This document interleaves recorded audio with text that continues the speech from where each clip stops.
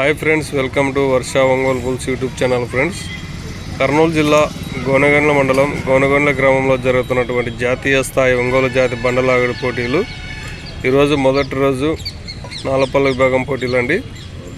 ఆ నాలపల్ల విభాగం పోటీలకు వచ్చినటువంటి జత అండి ఇవి. సాకే వెంకటేష్ గారు, కృష్ణాపురం గ్రామం, గార్లదిన్నె మండలం, అనంతపురం జిల్లా వారి గిత్తలండి. ఈ గిత్త ఇంకా 2 పళ్ళల్లోనే ఉందండి. 2 పళ్ళలో ఉండి కూడా నాలపల్ల విభాగం పోటీలకు వచ్చిందండి ఈ గిత్త.